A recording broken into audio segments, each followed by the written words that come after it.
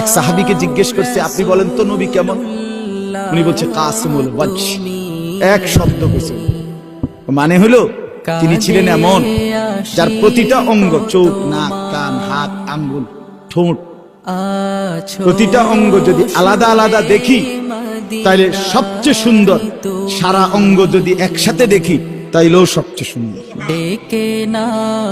তিনি। আমরা আরেকজন কেউ আমনে কোন, আরেক সাহাবী আমনে কোন তো নবী কেমন?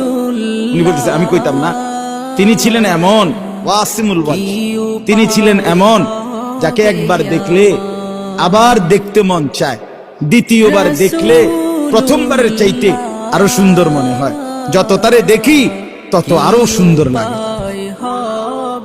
তিনি রাসূলুল্লাহ সাল্লাল্লাহু আলাইহি ওয়াসাল্লাম।